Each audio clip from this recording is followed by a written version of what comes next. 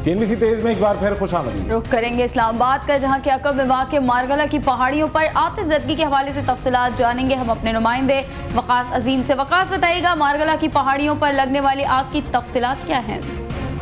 जी, मारगला की पहाड़ियों पर पिछले 6 घंटे से आग लगी हुई है और इस वक्त जो मनाज़र आपको नज़र आ रहे होंगे ये मारगला की पहाड़ियाँ हैं जहाँ पर पिछले 6 घंटे से आग लगी हुई है। ये पहाड़ियाँ इस्लामाबाद का जो रिहायशी इलाका है, इस्लामाबाद शहर से तकरीबन 10 से 12 किलोमीटर के फासले पर वाक़ हैं और इन पूरी पहाड़ियों के ऊपर चीड़ के दरख्त बहुत ज़्यादा कसरत से पाए जाते हैं। ये जंगली इलाका है और यहाँ पर आबादी बिल्कुल ना होने के बराबर है। अलबत्ता जब इस्लामाबाद से पीर सुहावा की तरफ ये इलाका पड़ता है और इसके रास्ते में 2-3 ऐसे मकामात हैं जहाँ पर जो कि रेस्टोरेंट्स हैं और तफरीही मकामात हैं जहाँ पर लोगों की बहुत बड़ी तादाद आती है।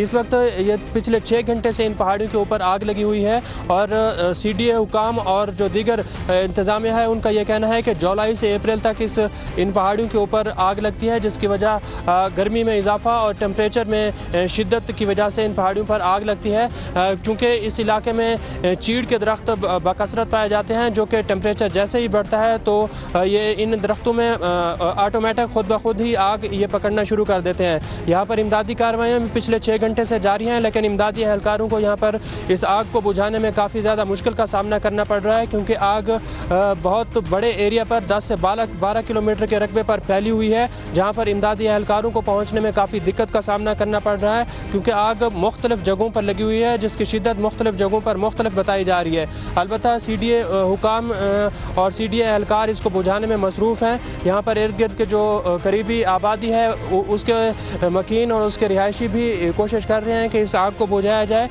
और CDA की तरफ से 2 हेलीकॉप्टर्स भी यहाँ पर भेजे गए थे, जिन्होंने यहाँ पर फोम और मज़ीद जो दीगर पानी और दीगर जो चीज़ें थी उसके ज़रिए इसके ऊपर काबू पाने की कोशिश की है, लेकिन पिछले 6 घंटे से ये आग के ऊपर काबू नहीं पाया जा रहा और कोशिश की जा रही है कि इस आग के ऊपर काबू पा लिया जाए, क्योंकि यहाँ पर ये इलाका काफ़ी बुलंदी पर वाक़ है तो यहाँ पर हवा की भी काफ़ी ज़्यादा शिद्दत से यहाँ पर तेज़ी से चल रही है, जिसकी वजह से आग मज़ीद यहाँ पर भड़क रही है और इस वक्त इमदादी एहलकार इस आग बहुत शुक्रिया वकास, हमें तमाम तर तफसीलात से आगाह करने के लिए।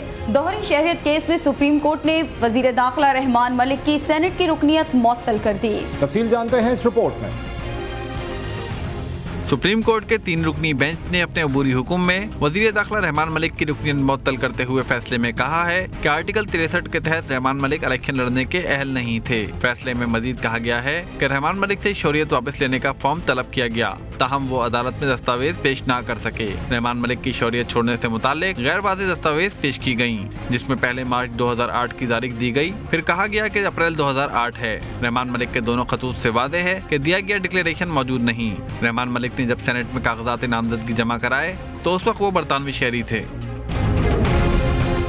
उधर दोहरी शहरियत केस में मजीद 14 अरकान पार्लियामान की फहरिस्त पेश कर दी गई है। सुप्रीम कोर्ट में दोहरी शहरियत केस की समाअत के दौरान मजीद 14 अरकान पार्लियामान की फहरिस्त पेश की गई। फहरिस्त के मुताबिक वज़ीर ख़जाना doctor Hafeez Shaikh, deputy chairman senate Sabir Baloch, Khawaja Asif, Nadia Gabol, doctor Ahmed Ali Shah, Farhat Mohammad Khan, Mohammad Akhlaq, Tariq Mahmood अलवाना समेत दीगर अरकान पार्लियामान दोहरी शहरियत के हामिल हैं।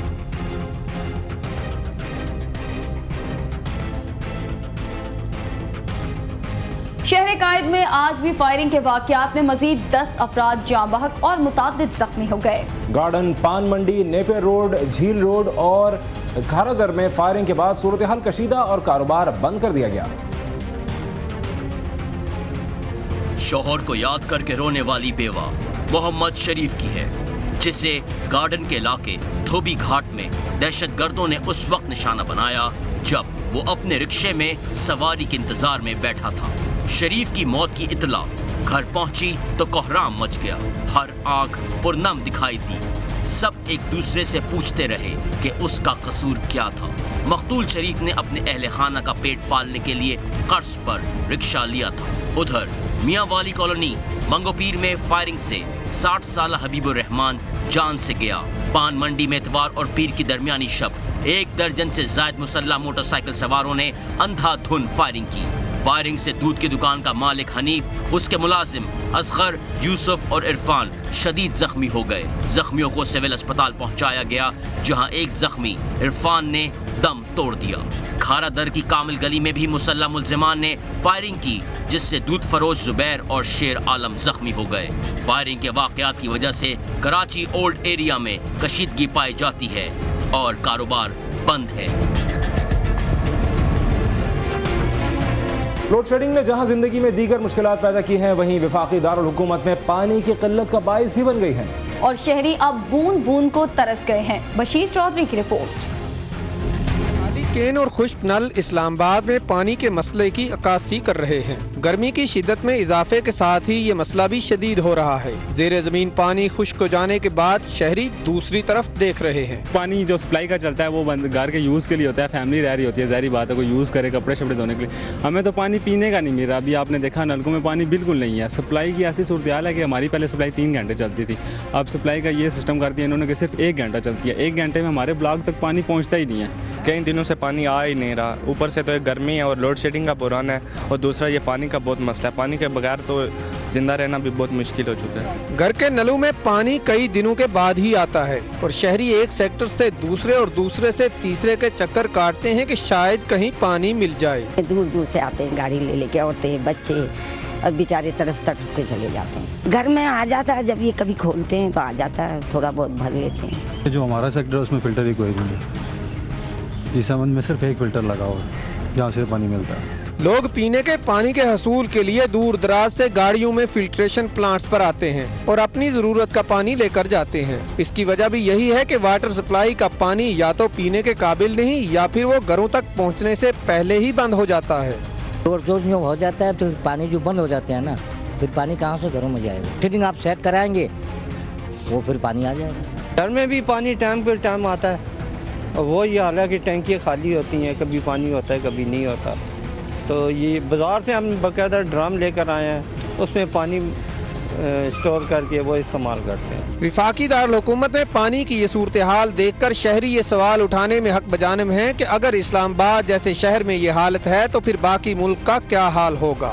पानी नेमते खुदाबंदी है और गर्मियों में इसकी अहमियत मजीद बढ़ जाती है।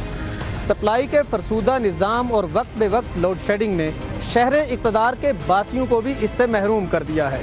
कैमरामैन मोहसिन अली के साथ बशीर चौधरी, CNBC पाकिस्तान, इस्लामाबाद।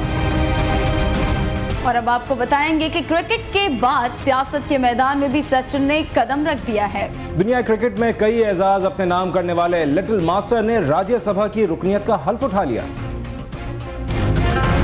मैं सचिन रमेश तेंदुलकर जो राज्यसभा का सदस्य नियुक्त हुआ हूं, ईश्वर को स्मरण रखकर शपथ लेता हूं कि मैं विधि द्वारा स्थापित भारत के संविधान में सच्ची श्रद्धा रखूंगा। मैं भारत की प्रभुसत्ता और अक्षुण्णता अक्षुण्ण रखूंगा और राज्यसभा के सदस्य पद के कर्तव्यों को पूरी निष्ठा से निभाऊंगा। 22 बरस से क्रिकेट के मैदानों में अपने नाम के झंडे गाड़ने वाले लिटिल मास्टर को राज्यसभा की इस मखसूस नशिस्त पर नामजद किया गया है, जो आर्ट्स, साइंस और दीगर समाजी शोबों में कारहाय नुमाया अंजाम देने वालों के लिए मखसूस है। क्रिकेट के मैदानों में बॉलर्स को तिगनी का नाच नचाने वाले सचिन तेंदुलकर सियासत के मैदान खार में अपने दावपेच किस तरह आजमाते हैं, ये अलग बहस है। ताहम मायानाज बल्लेबाज पुरुमीद हैं कि बहैसियत सियासतदान अपना नाम मनवाने में कामयाब रहेंगे। I believe there might be few obstacles along the way, few challenges along the way, and I need help from my fellow parliamentarians, the administrators, media, and our countrymen. I think together we can make a lot of changes. घुंघराले बाल और सादा गुफ्तगू करने वाले सचिन को भारतीय अवाम cricket का देवता करार देते हैं। वो इंटरनेशनल क्रिकेट में सबसे ज्यादा सेंचुरियां बनाने वाले खिलाड़ी हैं। अपनी दिलकश बैटिंग से अवाम के दिलों पर राज करने वाले लिटिल मास्टर सियासत में कैसे स्ट्रोक खेलते हैं, इसके लिए शायद थोड़ा इंतजार करना पड़े। और superhit Bollywood film dirty picture के रीमेक्स की खबरें एक अरसे से सुनने को मिल रही हैं। लेकिन अब डर्टी पिक्चर की प्रोड्यूसर एकता कपूर ने रीमेक्स को रोकने के लिए कानूनी जाराजोई शुरू कर दी है। किसी को लगती है लॉटरी की तरह, लग गई तो किस्मत खुल जाती है। Superhit Bollywood film dirty picture के रीमेक्स की खबरें एक अरसे से सुनने को मिल रही हैं, लेकिन अब डर्टी पिक्चर के प्रोड्यूसर एकता कपूर ने इन रीमेक्स को रोकने के लिए कानूनी चाराजोई शुरू कर दी।